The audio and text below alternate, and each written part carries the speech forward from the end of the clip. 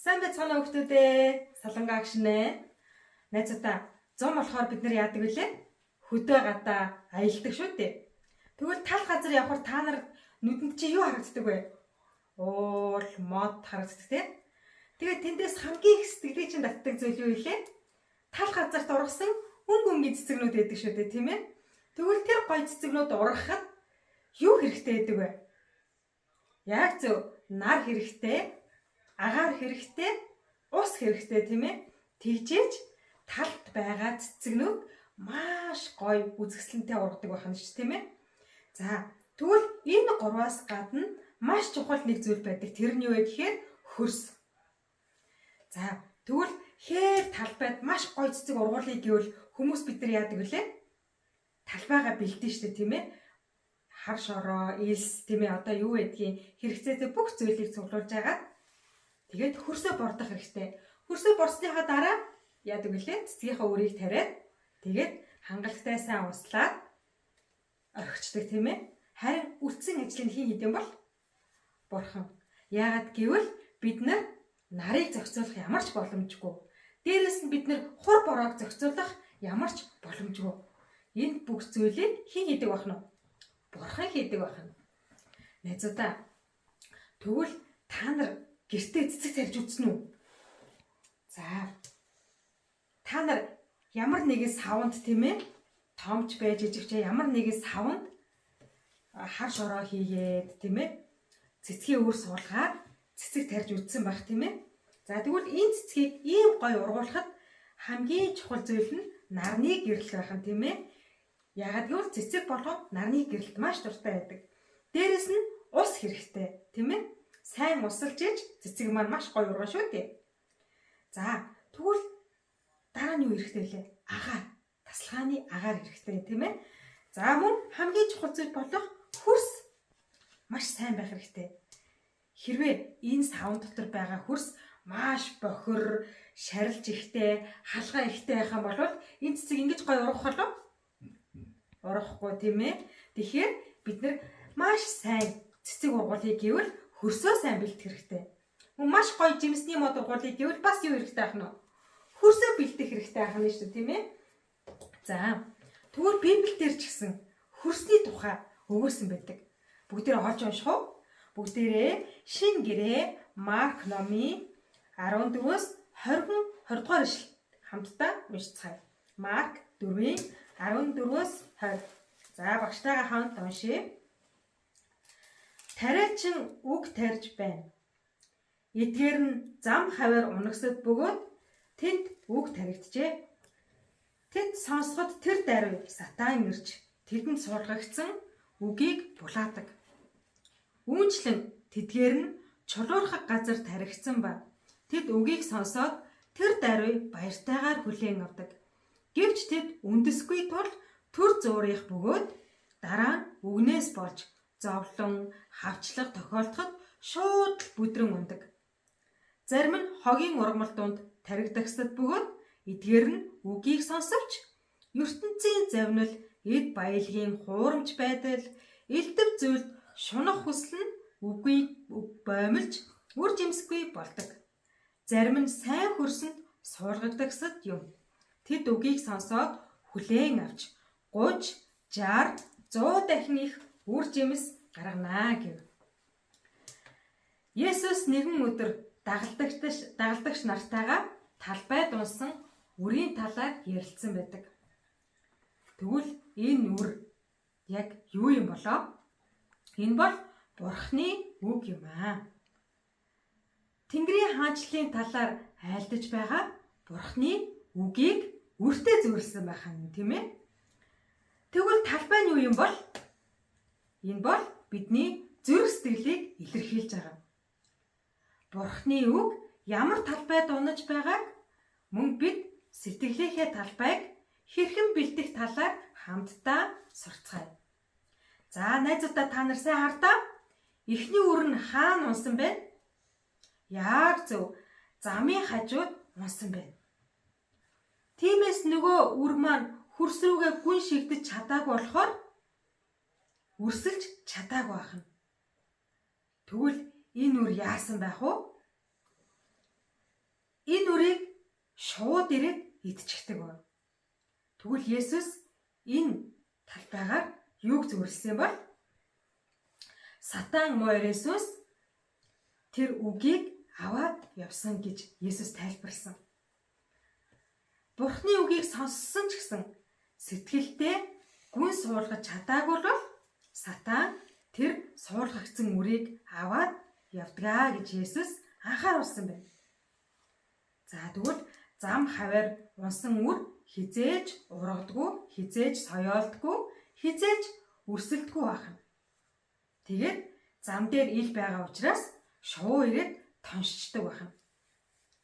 Тэгвэл бидний зүрх сэтгэлийн талбай ч гэсэн хэрвээ ямар ч бэлтгэлгүй байх юм бол Бурхны үгийг мянга сонсоод яадаг байх нь. Ямар ч нэмэргүй муу сүнс ирээд тэр суулгах зүрийг аваа явчихдаг байх нь шүү дээ. За найзуудаа тэгвэл хоёр дахь үр нь ямар талбайд унсан бэ? Тийм ээ. Чулуурхаг газар унсан байх шүү дээ, тийм ээ. За тэгвэл энэ үр маань үрсэлсэн ч гэсэн хөрсөн дэх чулуунуудын дунд хавчуулагдаад ургаж чадаагүй юм, тийм ээ. Тэгээд үндсэн сайн гүн суулгагдаж чадаагүй учраас сахилгалангууд суух татагдаад салхинд хэрсчдэг байх нь шүү дээ. Тэгвэл ийм зүрх сэтгэлтэй хүмүүс Бурхны үгийг хүлээн авсан ч гэсэн сэтгэлдээ гүн суйрлуулж чадаагүй бол ямар нэгэн амьдралын салхи, шуурга, бороо, ямар нэгэн асуудал, зовлон тулгарах үед Бурхны үгийн нивэлийг алдах аюултай гэж Есүс анхааруулсан байна. За тэгвэл 3 дахь үр нь юу юм бол? За бүгдээрээ 3 дахь талбайг харъя. Хаана унсан бэ? Тийм ээ. Өргөст маш их хогийн ургамалтай, шарилж ихтэй газар унсан байна, тийм ээ. Тэгвэл энэ үр нь гүн үндэслэж чадсан болов? Мэдээж тодорхой хэмжээнд үндэслсэн ч гэсэн эргэн тойрныхоо хогийн ургамалт баригдаад навчаа гой ургуулж чадахгүй, жимсээж өгч чадахгүй, дэлбэгээж дэлгэж чадахгүй байх нь шүү дээ, тийм ээ. Яагаад гэвэл хөрснөөс ирэх бүхэл үржил шимийг нь хогийн ургамал төрүүлээд эзэрхийлж байгаа учраас энэ үр ямар ч үржил шимгүй болох юм шүү дээ, тийм ээ. Тэгээд энэ хогийн ургамлаас болоод өндөр ургаж чадахгүй байх нь шүү дээ. Тэгвэл энд яригдж байгаа хогийн ургамал нь юуг илэрхийлж байгаа юм бол? Бидний сэтгэлд үзэн ядалт, атаархал, тийм ээ, ямар нэгэн муу зүйл агуулгадж байгаа бол Бурхны үг хизээж том сайхан ургаж чадахгүй байх нэ. Есүс үүнийг анхааруулж хэлсэн байна. Тиймээс бид нар үрийг хүлээн авахын тулд гэмших хэрэгтэй ахна ш, тийм ээ. За тэгвэл хамгийн сүүлийн талбай буюу 4 дахь талбай ямар талбай вэ? За энэ бол маш сайн бордож, тийм ээ, маш сайн сэрэгжүүлсэн, үржил шимтэй сайн хөрсөн, тийм ээ.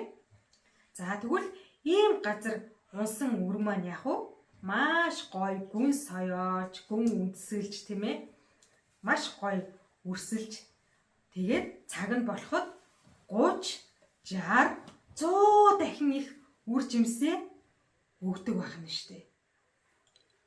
Тэгвэл Бурхан бидэнд үгээ айлдах үед бидний зүрх сэтгэл яг л энэ сайн хөрс шиг бэлэн байх юм бол Бурхан тэр үгэн дотор өөрийнхөө хаажлал болоод сайн мэдээг бидний амьдралд гүн суулгаж өгдөг байна. Тэгвэл энэ 4 талбайгаар дамжуулаад бид нар зүрх сэтгэлээ Бурханы үгийн өмнө ямар байлгах ёстойг зааж өгсөн байна, тийм ээ. За тэгвэл найзуудаа саяны 4 талбай бидний зүрх сэтгэлийг илэрхийлдэг байх нь шүү, тийм ээ. За бид нар Бурханы үгийг сонсохдоо зүрх сэтгэлээ хэр сайн бэлдсэн бэ? Түүнээс шалтгаалаад Бурханы үг миний амьдралд ёроол болж үлдэх үү? Эсвэл муу сүнс аваад булаагаад аваад явах уу гэдг нь шалтгаалдаг байна. Тэгвэл найзуудаа та нар зүрх сэтгэлээ ямар байлгахыг хүсэж байна? Зам дээр унсан үр шиг байлгамаар байна уу? Эсвэл хогийн ургамал донд, эсвэл чулуунуудын дунд ургаж байгаа тийм талбай баймаар байна уу? Эсвэл үржил шимтэй сайн талбай баймаар байна уу? Та нарын сонголт байх нь ш, тийм ээ? Тэгвэл бид нар яг одоо нэг шийдвэр гаргах хэрэгтэй. Бүгдээ хамтдаа хийгээд үзгөө. Бурхан минь ээ, би зүрх сэтгэлээ одооноос эхлээд сайн хөрс болгон бэлтгэх болноо. Миний зүрх сэтгэл хамгийн сайн үржил шимтэй талбай байх болноо. Өдөр болгон энэ үгийг хэлээд Бурханы үгийн өмнө зүрх сэтгэлээ бэлтгэх хүүхдүүд байцгаая. Хэрвээ бид нар зүрх сэтгэлээ бэлтгэхгүй бол яадаг байх нь? Бурханы үгийг 1000 сонссон ч гэсэн муус ирээд булаагаад аваа явчихдаг байх нь шүү дээ, тийм ээ? Тэгвэл Бурханы үгийн ёроолыг алдахгүй тул бид нар зүрх сэтгэлээ маш сайн бэлтгэх хэрэгтэй байх нэ. Тэгвэл бүгдээ хамтдаа залбирцгаах уу? Хамтдаа Бурханы өмнө залбирцгаая. Бурхан эзэн минь ээ, таньда баярлалаа. Өнөөдөр та талбайн сургаалт зөвлөлөөр дамжуулаад бидний зүрх сэтгэл ямар байх ёстойг зааж өгсөнд баярлалаа. Үнэхээр өнөөдрийн сургаалт зөвлөл дээр гарсан тэр тариачны цадсан үр бол Бурхан таны үг юмаа гэдгийг ойлгож өгсөнд баярлалаа. Харин тэр дөрвөн талбай бол бидний зүрх сэтгэлийн хандлага гэдгийг ойлгуулж өгсөнд баярлалаа. Бурхан минь ээ, бид нар зүрх сэтгэлээ таны үгийн өмнө хамгийн сайнаар бэлддэг тийм хүүхдүүд байлгаж өгөөч. Хамгийн сайн хөрс шиг хамгийн сайн зүрх сэтгэлийг бэлтгэхэд та бидэнд тусалж өгөөч. Тэгээд таны үг бидний зүрх сэтгэлд суулгагдах үед 30, 60, 100 дахин ёроолыг бидэнд дүүргэж өгөөч. Есүсийн нэрээр залбирлаа. Амен. Бүгдээрээ эх 7 хоногийн турш өөрсдийнхөө зүрх сэтгэлийг хамгийн сайн хөрс болгон бэлтгэцгээе.